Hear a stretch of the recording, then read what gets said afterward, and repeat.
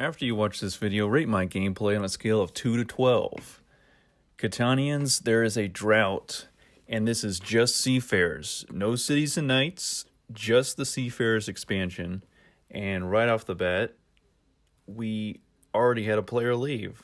So it's just hard to sometimes get all the human players to stay through an entire game, but I guess now it's even harder to have all the human players even place their starting settlements to even get into a game.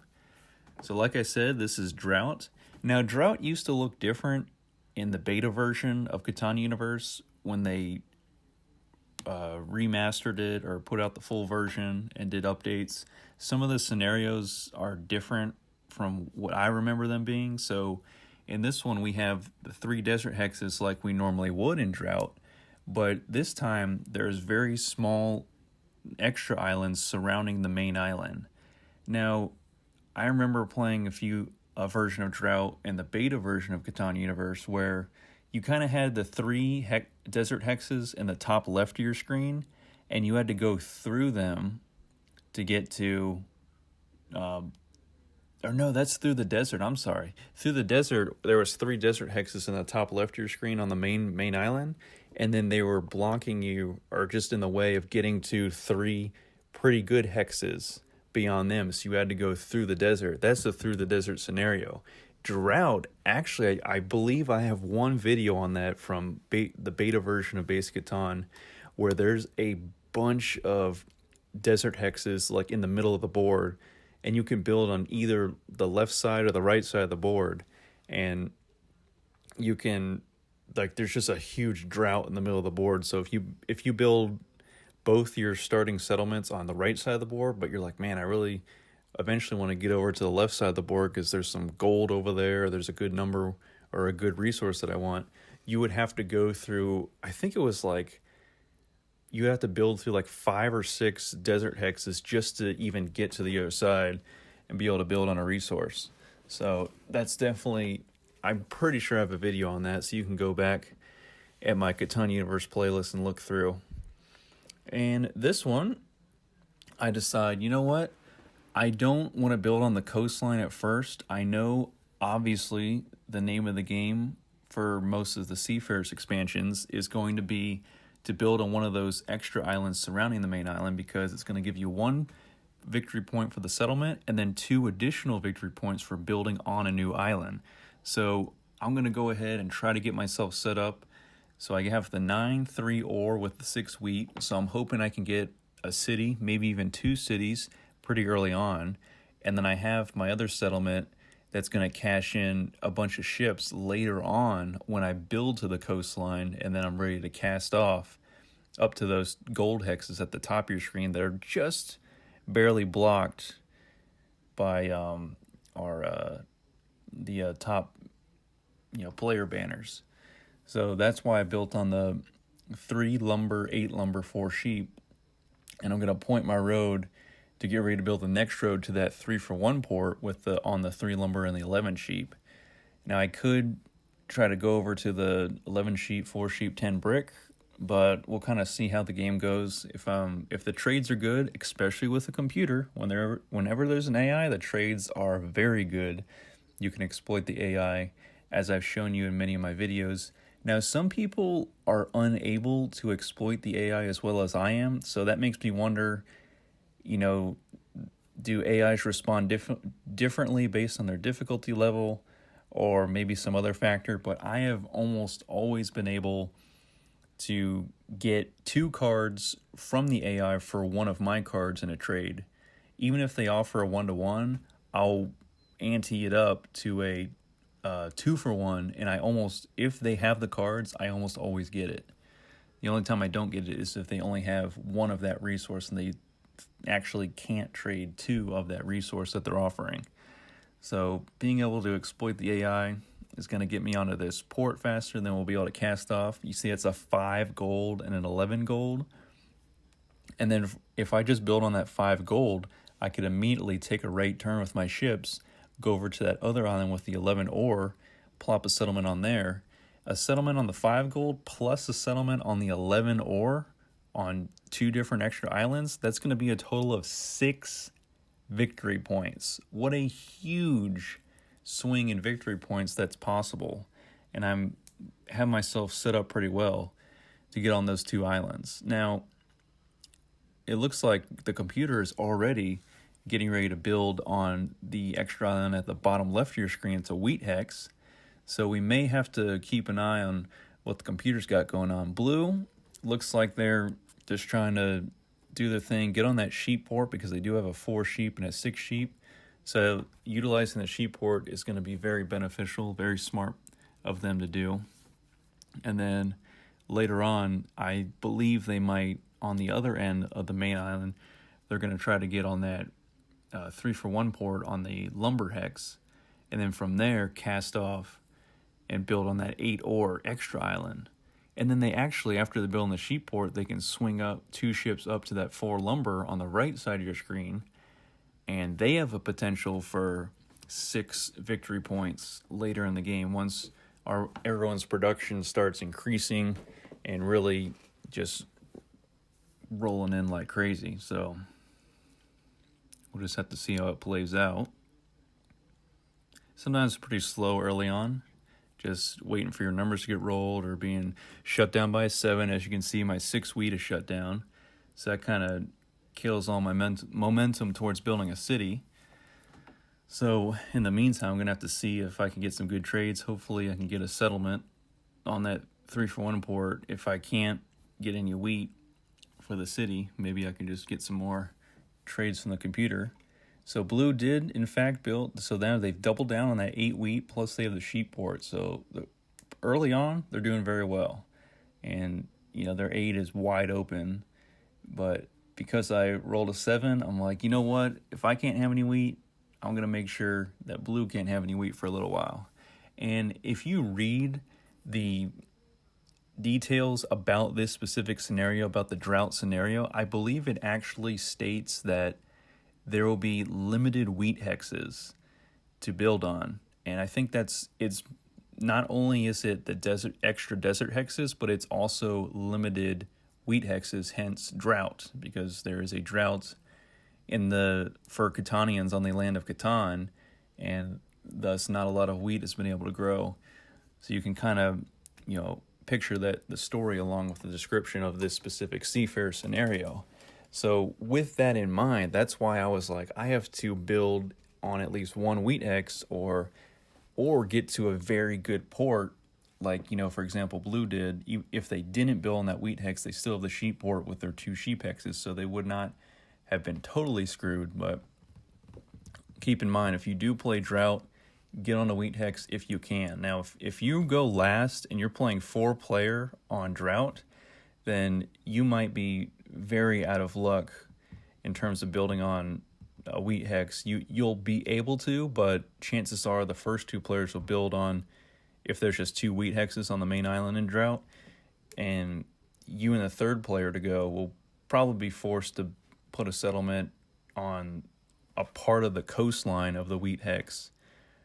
If they're on the coastline always in drought, I'm not quite sure, but basically you're going to get the short end of the stick if you go last playing the drought scenario, because as we all know, wheat is just very important for your gameplay overall long term. Throughout the whole game, you're constantly needing wheat pretty much. And there goes a nice 10, and I'm the only one without brick. And look at computer jumping ahead to 5 victory points early on here. So now they have a wheat hex of their own. So now every player is a wheat hex. Plus, I just realized the computer is built on a lumber port on 2 very good numbers, a 6 sheep and a 9 ore. Additionally, they have a 5 lumber and an 8 lumber. So their port is going to be very, very useful. So that's going to be good for them. So I actually do have some stiff competition this game. So now computer's going to roll. What do you know? Another 8. And it looks like they want to trade some ore. I'm going to ask for 2 ore, double down. I don't get it. Now, if I don't roll a 7, I'm in good shape. But an 11, there's not a single 11 on the main island. Well, actually there is. It's the sheep. but I'm not built on it. So now I have to think about playing my knight so I can get an extra resource, hopefully a brick if there's still one around, and then get my settlement that I've been wanting to get for a while now. So as you can see, just good old Dupinator exploiting the AI. And I'm like, I kind of have to do this in a roundabout way, but I get rid of my wheat so I can get a bunch of ore, and then 4 for 1 it over for a brick. And then now that I have the brick that I would not be able to get on my own, I can hopefully wait for a 6 to be rolled, get the wheat that I need for the settlement, and then really be rocking and rolling, because then I'll be prepared to get off that main island. Because if no cards are taken from me, then I'm going to be able to build a settlement, and there goes the 6, and then additionally build 2 ships after that. And you already know I'm going to point those 2 ships straight to that 5 gold so I can then get a settlement on that. So we really have a good strategy so far, I think. But still in the back of my mind, I really want to get a city on that 9-3 ore with the 6 wheat to really get my production at a really good rate. For at this point in the game, we're about a third of the way through the game. And it's funny because in Cities and Knights, I would only be like just getting started, 11 and a half minutes in.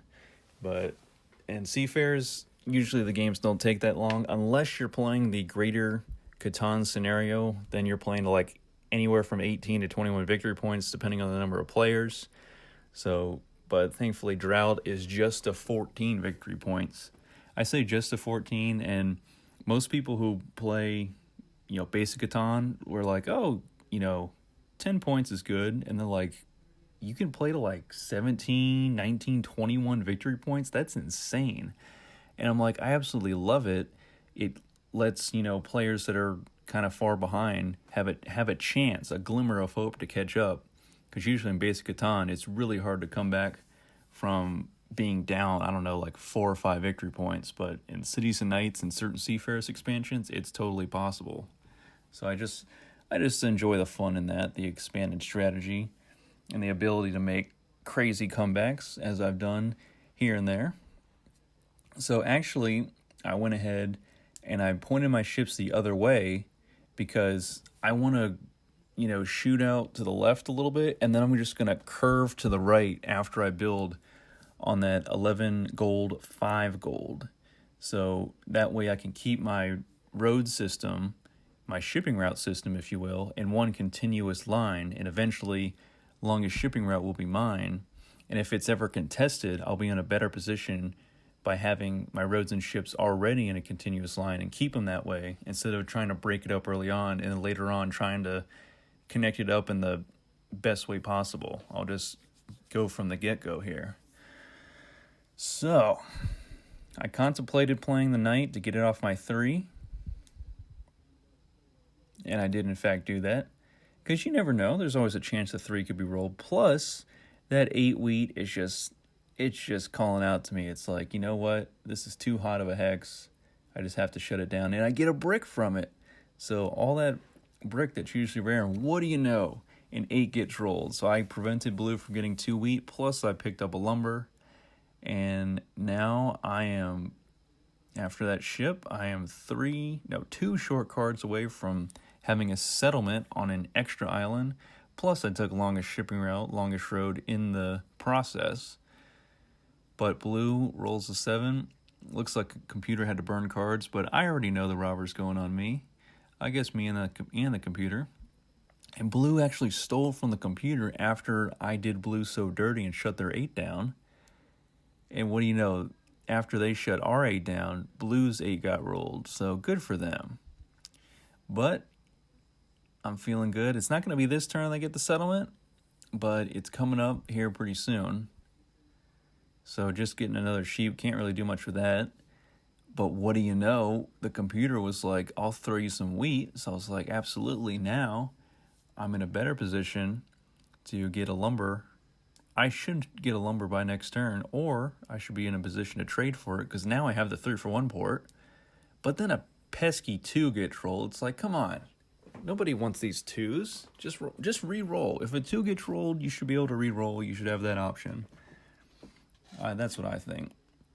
So with that 6, I'm at 3 wheat, but I just don't quite have the cards I need for the settlement because I need a 3-for-1 something if I don't get a lumber.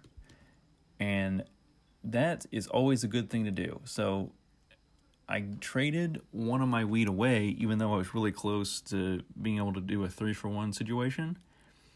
And because I traded for the sheep, then I realized, oh, the computer is now trading lumber for the sheep they just gave me.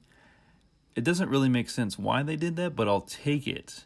So now I built on that special island. I have both gold hexes in the entire board. I jumped up to 8 victory points, going to 14 total, so I'm only 6 away. And we're just about close to the halfway point, and I'm already past the halfway point in terms of victory points.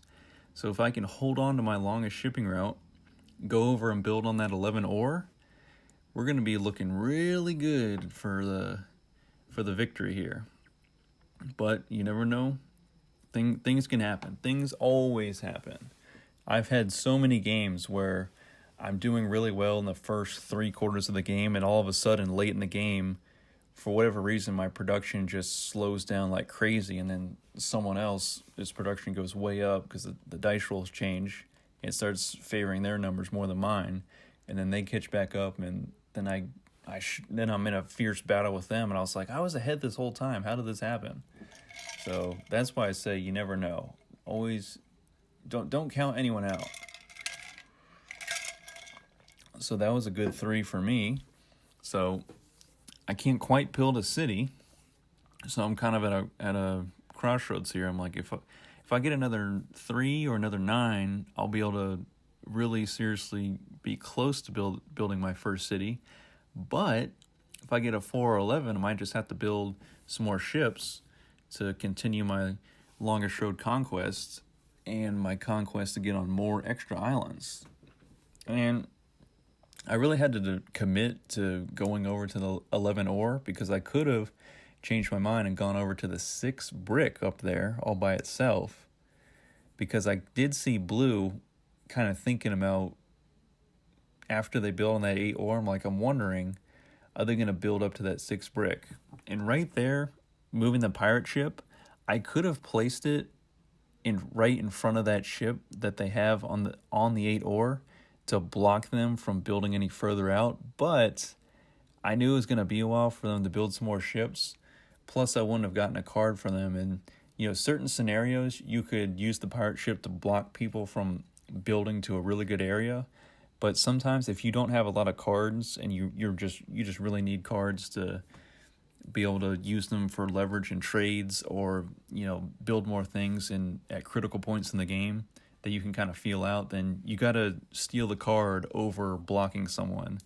And as you play more Seafarers, you'll be able to feel out when's a good time to do that and when's a good time to just block them so they can't build any further. And then they have to wait for a 7, or they have to build a development card, hope to draw a knight, and then play the knight and move the pirate ship on a later turn. So something to keep in mind. And blue goes ahead, buys a development card, and we might be in a little race here for largest army. We'll see, but a 9 gets rolled, and I do have a city now on that 9, so I'm up to 2 ore. So a 6 would be nice, but I believe my 6 wheat is shut down. It's just there it is. It is in fact shut down. But the 5 is now hot, so I took anything I wanted. So I took a brick, and I was like, let me build a road somewhere, and let me go ahead and double down on this 6 wheat, because I only have 1 wheat hex. Plus, later on, if I can roll a 6 without the robber on it, and then get another 3 or 9 or 5 or 11 at this point, then I can get some ore, and I can throw a city down on that 5-11 gold, and then we'll be in really, really good shape, because we'll have a lot of number diversity, we'll have a lot of resource diversity, and Blue's going ahead playing the road building. Yep, I knew it. So they are in fact building up to that 6 brick. They took my longest road with that last ship they just played. So now they are free to build on the 8 ore, and then they're free to build on the 6 brick. That's 6 victory points for blue if they can get those 8 cards they need for those 2 settlements. So keep in mind, they're at 6 points right now, but they could easily jump to 9 and then quickly jump to 12. So that's pretty scary because I'm only at 7. And if they jump all the way to 12, then I'll have to focus all my efforts on taking back Longest Road so I can jump back up to 9 and then pull them away from whatever they're at. So right now, blue is the most on my radar, at the top of the list there. The computer is I'm still kind of worried about, but we'll see how it goes because they already built on an extra island like me, but they're kind of hard pressed to go build on another one because blue kind of has that 6 brick on lockdown. I already built up to the gold hexes, so they can try to squeeze their way in there, but we'll see what happens. So blue is now at 9 victory points, and I'm like, this is bad now. I really gotta get that Longest Road back. So we'll see what we roll. We roll a 7, so I can get a 1 resource card. I was hoping for more than just 1. Of course, I have to shut the 8 wheat down. Now, they do have that 8 lumber, and I could use the pirate ship to block them from building any more ships, but I'm like, you know what? Let me just cut off their wheat production, and hopefully that will be enough to stall them from being able to build on that 6 brick. Hopefully computer doesn't trade any cards that they need to blue, and hopefully they don't have a lot of sheep to cash in with their sheep port, but we'll just have to see how it goes. So a 9 gets rolled, I get a lot of ore. So if I don't roll a 7, I roll an 8, and I do get a lumber, but I'm just out of reach for a city. So now what do I do? I'm trying to get the right trade from the computer, but the computer's only offering brick for my wheat. And I'm like, I'm just going to have to 3-for-1 my ore, throw that settlement down right there. So now I'm at 8 victory points, and if the robber, doesn't appear again, then I can get some good rolls in, hopefully get some good resources coming my way. So blue did get an ore with that 8 roll, but thankfully their wheat was shut down. They did not get 2 wheat because, I tell you, 1 settlement on that 6 ore, they're at 12 victory points, and I'm kind of hanging with them, but it really comes down to if I can take that Longest Road back, then I think we have a real chance at extending this game, a little bit longer than just another 5 turns or so. Because remember, we are playing to 14 victory points, but when you have these special islands that give you like 2 victory points for building on them for the first time, being 5 victory points away from winning is not that far away. If basic Catan, sure, it's going to take a while to get 5 victory points, but in Seafarers, sometimes in the right scenarios, those victory points can go really fast. So the computer is trading, and I am always loving that.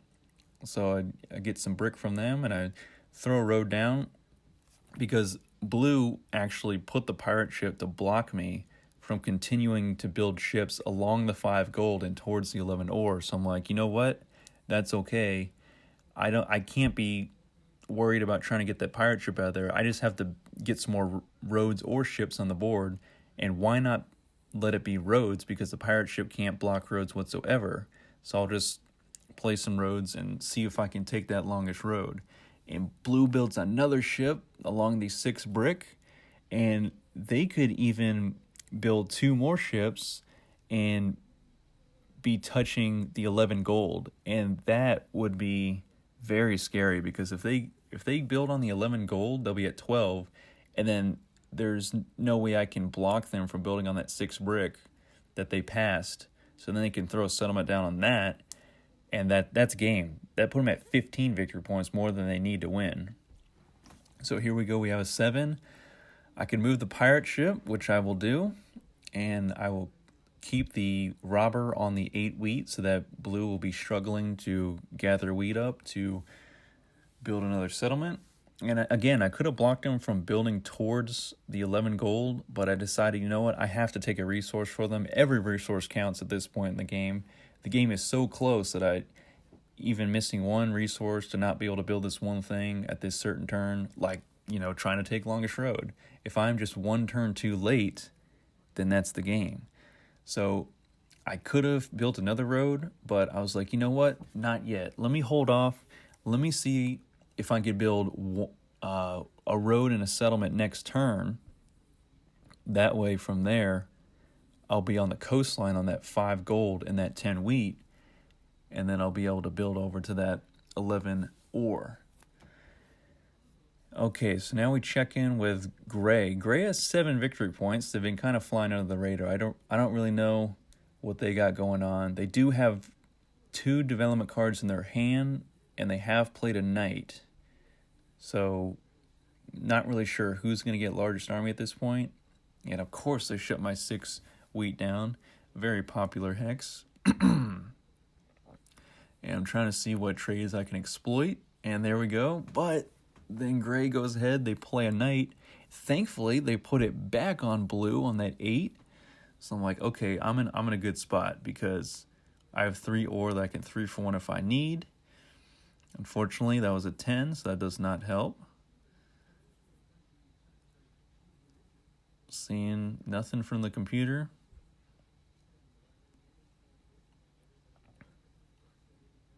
So earlier, I should have built that road, and I didn't. I don't know why I didn't, but maybe I was considering just building on the 5 gold, 10 wheat on the left side of it, rather than on the right, so I could be on the coastline to build ships quickly to the 11 ore. But just from the get-go, that road that I just placed, I should have played it earlier when I had the opportunity. Another 2. What is it with these 2s? It doesn't make any sense. At a 12, a 2 and then a 12, and what do you know? Blue is the only one with a 12. What a crazy sequence of dice rolls. Hopefully something more normal gets rolled right here. Okay, so there's a 4. Now we'll see what blue does. I'm pretty close to taking longest road. Blue has 1, 2, 3, 4, 5, 6, 7, 8 length road. There's 9 length with that ship. I'm at 1, 2, 3, 4, 5, 6, 7, 8. So if I build 2 roads, then I'll be in a position to take longest shipping route. I'm going to roll an 8. Thankfully, that 8 just got shut down for blue, so they just get 1 ore. I get a lumber, but I have to pass off the dice because there's really nothing I can do. There goes a 10, and you see there's some stagnant spots where I'm not really getting a lot of resources, at least ones that I can effectively use. Now I get another ore, but I really can't do much. So then the computer turns down that trade. I want 2 brick. And actually I do get it right before they end their turn. They give me the 2 brick for one of my ores. And there goes a 9. Okay, now we're in a spot to do something here. So I can, before I 3 for 1, every time you can 3 for 1, just wait a minute, hold on, try to see if other players will take a better trade for you, offer 1 or 2 of whatever resources for whatever resource you want before going to the bank for a 3 for 1 trade. So I place the settlement down there. So now I am double down on the 5 gold. And 10s are getting rolled pretty decent. So if a 10 gets rolled, I will at least get a wheat. And there goes another 8. Think of all the wheat that blue has missed out on this game because of the robber being on their 8 wheat for a good amount of this game. How crazy is that? They must be very frustrated. So now I did build a ship off of that 5 gold. 1 more ship or 1 more road on the other end where my 8 lumber and 4 sheep is. And I should be taking the longest road. So I roll a 4 and I will be able to build said ship pointed right towards that 11 ore as intended all along. And that should be it. That should pull me up. Everyone's at 9 victory points. Okay. I pulled blue back down to 7. I'm at 11. But what's going on with gray? Why are they jumped up to 9 already? Okay, so they have 2 cities on the 8 lumber. They have a city on the 9 ore. Okay, that's 6. Then they have the settlement Okay, they have the settlement on the 5 wheat. That's 7 plus the 2 special victory points. Wow, gray is doing very well for... If you just take a glance at the board, you're like, wow, there's a lot of blue pieces, a lot of green pieces, and then gray, also being a subtle color, is just kind of hanging out in the background. But they're actually doing better than blue at this point, and I'm very surprised by that. But again, blue places 1 settlement on that 6 brick. They jump right up to 10 victory points. So it's not a sure thing that gray is going to be doing better than them. And I guess we're battling it out seriously for this longest road because blue pays more resources to build more roads, so because they did that, they had to ignore building on the 6 brick. So they really must want that longest road at all costs. But of course, I'm like, I have to keep that away from them. And okay, now we look at gray. Gray just built 2 ships, and it looks like they're going to try to get on that 8 ore. So if they build 2 more ships and then a settlement, they'll be at 12 victory points just like that.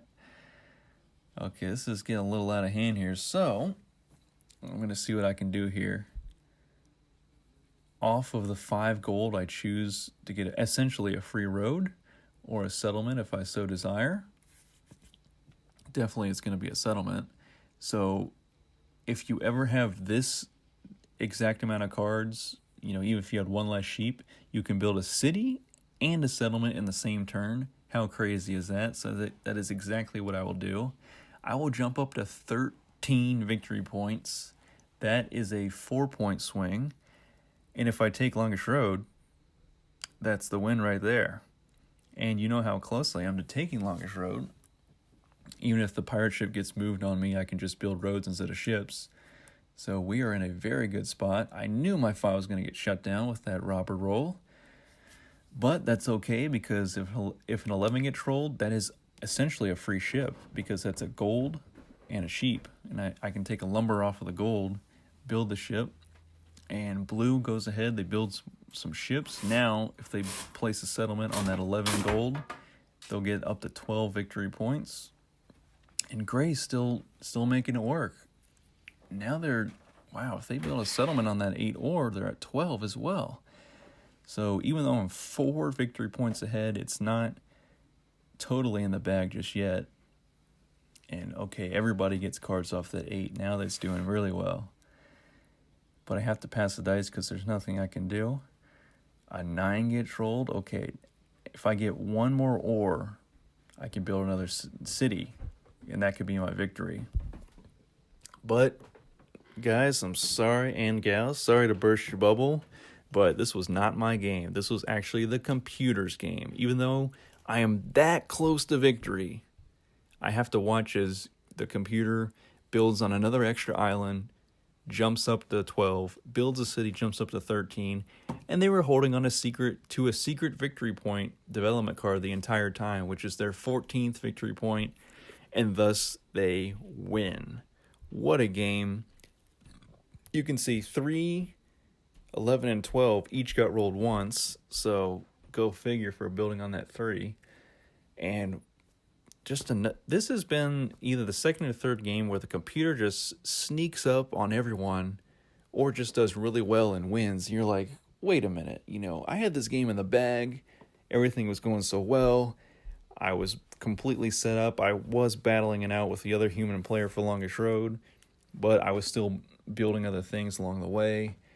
And then the computer's just got to be like, nope, we are optimized to play this game as efficiently as possible, and that's exactly what the computer did, even though the only thing they don't do efficiently is trading. And they still won. Even though I exploited it as much as I could, the computer still won. What a crazy game. Thanks for watching. That has been Drought and Seafarers. If you play it, remember, build on wheat if you can, or get to a really good port if there's not really good wheat spot after all the starting settlements have been played before it's your turn to place your starting settlement. Thanks for watching. Take care.